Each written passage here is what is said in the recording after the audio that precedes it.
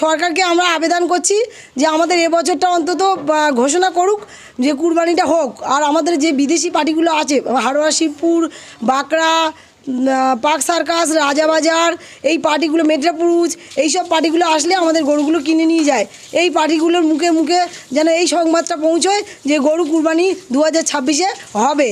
আর সরকারকে বলতেই হবে যে এই ঘোষণা করতেই হবে যে কুরবানি হবে, আর আমাদের গরুগুলোকে নিয়ে যেতে হবে। সরকারের এই হঠকারী সিদ্ধান্তকে আপনারা কি চোখে দেখছেন? সরকার তো আমাদের পেটে লাথি মারছে। সেই 1947 সালে যেমন বিনয় বাদল দীনেশ দেশের লড়াই করেছিল, ওরা পটাশিয়াম খেয়ে মারা গেছিলো, সেই আমাদের এখন তাই করছে। আমার বাবা বলে গেছিলো যে 50 সালে রাইট বেঁধেছিল হিন্দু মুসলিম। এখন সরকার তো আমাদেরকে রাইট বাঁধে, মুসলমানকে মারতে গিয়ে আমাদের হিন্দুকেই মারছে। যেমন ভারতবাসীকে মেরেছিল, এখন আমাদেরকে মেরে দিচ্ছে। সেই হিন্দুদেরকে মারছে, মুসলিমদের মারা হয় না, এটা হিন্দুদের মারা হচ্ছে।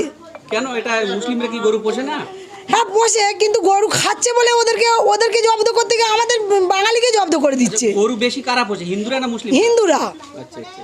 আপনার হাতে একটা কাগজ আছে, এটা কিসের কাগজ? এটা হচ্ছে লোন নিয়ে আমরা গরু তুলি ব্যাংকের। এখন উপায় কি হবে? এখন উপায়, যদি আমরা গরু না বিক্রি করতে পারি তাহলে লোন আমাদের মুকুব করতে হবে, সরকার আমাদেরকে টাকা দিতে হবে। কত টাকা লোন নেওয়া আছে আপনার, আর দেনা আছে কত টাকা? 3 লাখ টাকার লোন আছে, আর জুয়েলার্স বন্ধক দেওয়া আছে, আমাদের ঘরের জিনিস, আমাদেরই জিনিস বন্ধক দেওয়া আছে 2 লাখ টাকার। আর কোনো দেনা আছে? ভুসির দোকান? হ্যাঁ ভুসির দোকানে আছে 1.5 লাখ টাকা। এইগুলো যদি আপনারা গরু না বিক্রি করতে পারেন তো এগুলো আপনারা কিভাবে মেটাবেন?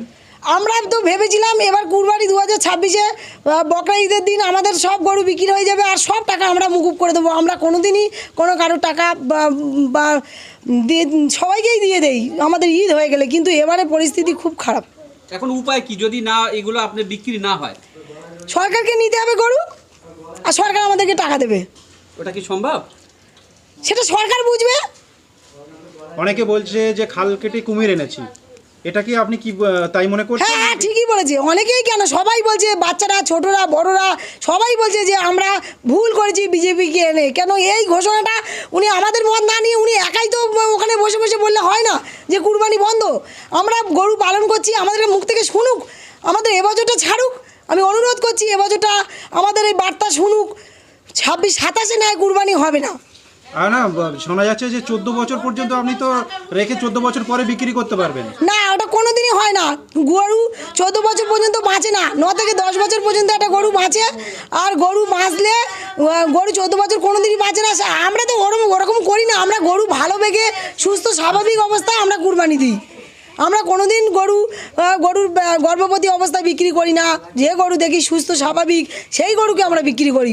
আমরা ছোট বাছুরকেও কুরবানি দিই না, আর মহামান্ডারাও দেয় না। আমরা ওদের মুখে গল্প শুনেছি যে 3 বছর 4 বছর না হলে গরু কুরবানি দেওয়া যায় না, কেন একটা দাঁতের ব্যাপার আছে, দাঁত উঠবে তারপর সেই গরুটাকে দেয়। ওরা কোনোদিন কোনো অল্প বয়সী গরুকে দেয় না, আবার বৃদ্ধ বয়সেও দেয় না। সুস্থ স্বাভাবিক যেটা, হ্যাঁ সুস্থ স্বাভাবিক বয়সে দেয়। আচ্ছা ধরে নিন গরু বিক্রি হলো না, অথচ কুরবানি, মুসলিমদের কি কুরবানিটা কি আটকে যাবে বলে মনে করছেন? না, ওনাদের তো কোনো অসুবিধা, ওনারা তো বলছে, আমরা ফোনে ইউটিউবে সব শুনছি যে ওরা ছাগল দেবে। কারা জব্দ হচ্ছে দেখো, তোমরাই তো, হিন্দুরাই জব্দ হয়ে যাচ্ছে। আজ কাকে জব্দ করতে গিয়ে কে জব্দ হচ্ছে? এই গরু যদি এখন থেকে যদি পোষা বন্ধ হয়ে যায়, এরপরে দুধের একটা ক্রাইসিস দেখা দেবে, চামড়ার জিনিস যেগুলো বিক্রি হচ্ছে তারও একটা ক্রাইসিস দেখা দিতে। হ্যাঁ, আমি সকালবেলা দুধ নিই, আমার 4 ট্যাঙ্কি দুধ যায়, আমার প্রত্যেকটা মিষ্টি দোকানে দুধ যায়, প্রত্যেকটা বাচ্চা দুধ খায়। এই দুধ নিয়ে সব বাচ্চারা মানুষ হচ্ছে। অনেকেই বুকের দুধ খায় না, সব গরুর দুধ খেয়ে মানুষ হচ্ছে। আবার বিকালবেলা আমার ছানা হয়, ছানা দিয়ে মিষ্টান্ন তৈরি হয়। কিন্তু এগুলো কি হবে? উনি না বলে করে কেন এই কথা বলছে যে গো পালন বন্ধ, গো পোষা বন্ধ? গো পোষা বন্ধর কথা বলছে না, বলছে গো মাথা হত্যা করা বন্ধ হোক, এটা বলতে। এটা ভুল বলছে, এটা ভুল বলছে। আমিও তো একজন হিন্দু, আমি গোয়ালা ঘোষ। আমি কি গোয়ালা ঘোষ হয়ে আমি ভুল কথা বলবো? আপনার নাম? আমার নাম মিঠু ঘোষ, বামুনিয়া গ্রাম। বলুক যে কুরবানি হবে, গরু আমাদের সব বিক্রি হয়ে যাক, আমরা এবছরে তুলেছি, সামনে বছর থেকে আমরা আর পুষবো না। আমরা ভোর বছর ওদের পেছনে খেচে আমাদের কত কষ্ট। হ্যাঁ, আর এখন বলছে কুরবানি হবে না। আমরা তো জানি না। তা 15 দিনে শুভেন্দু বলছে কুরবানি হবে না। তাহলে এই প্রথাটা তো 2025 সালে তো চালু করতে পারতো। তাহলে আমরা গরু তুলতাম না। হ্যাঁ, আর আমাদের এরকম হতো না। হ্যাঁ, আমরা সব জায়গায় দেনা করে করে গরু খাইয়েছি। এই কুরবানির পরে আমরা টাকাটা দেবো, আমরা আবার ফের পরের বছরে ফের গরু তুলবো। হ্যাঁ, আমরা তো এরকম করেই তো খাই। হ্যাঁ, তাহলে এরকম করছে, তাহলে আমরা কি করব? তাহলে সরকার বলছে কুরবানি হবে না 14 বছরের নিচের গরু। 14 বছরের নিচে গরু বা কীরকম, সে গরু কীরকম হবে? ওসব কিছু না, টোটালি খাওয়া বন্ধ, টোটালি খাওয়া বন্ধ। খাওয়া বন্ধ, কিন্তু ব্যবসা, গরু মালিকরা কোথায় যাবে? গরু মালিকেরা আমরা কোথায় যাব? গরু মালিকেরা কোথায় যাবে? তাহলে আমাদের কি করবে? আমাদের দেনা আছে, আমাদের মার্কেটে 5 লাখ টাকা দেনা আছে, আমার 5 লাখ টাকার গরু তোলা আছে, 5 লাখ টাকার দেনা আছে। তাহলে আমি এই দেনাটা কি করে শোধ করব? আমার ব্যাংকে থেকে লোন আছে, এই গ্রুপ লোন থেকে আমার 3 লাখ টাকা লোন আছে, আমার বন্ধন লোন আছে, আমার ভুসির দোকান থেকে আপনারা চুপ করেন, আপনি বলেন। আমার ঘরে 2টো মেয়ে আছে, আমি ওইসব কী করে বিয়ে দেবো? আমার তো ওই একটা আয় করে আমরা খাচ্ছিলাম। তাহলে সরকার বলুক আমরা কি করে খাবো বলে দেখ। আপনারা এই খাটাল ব্যবসার পাশাপাশি আর কি ব্যবসা করেন? আর কোনো ব্যবসা নেই, আর কোনো ব্যবসা নেই। আমার জমি জায়গা কিচ্ছু নেই, আমাদের জমি জায়গা কিছুই নেই। আমরা এই খাটালের ব্যবসা করেই খাই। এই ঈদ হয়ে যাবে হয়তো, আমরা 1 মাস, হয়তো 1 মাস পরে হয়তো আমরা রেস্ট নেই, তারপর 1 মাস পরে আবার গরু তোলা হয়, আবার আমরা খাটা স্টার্ট করি, যে আবার 1 বছর পরে। অন্যান্য সময় এই আপনাদের এই এলাকায় কেমন ভিড় লক্ষ্য করেন? মেলা হয়, মেলা হয়, মেলা যাকে বলে মেলা হয়। আমাদের এইসব রাস্তাঘাটে সব কত লোকজন। এবছরে একটাও লোক নেই, ভয়তে কেউ আসছে না, ভয়তে কেউ আসছে না। কি করব? আচ্ছা, অনেকে গরু রাস্তায় আটকে দিচ্ছে, সাধারণ মানুষ। হ্যাঁ, তারা বলছে যে আমাদের গোমাতা, এদেরকে নিয়ে যাওয়া যাবে না। তা কি বলবেন?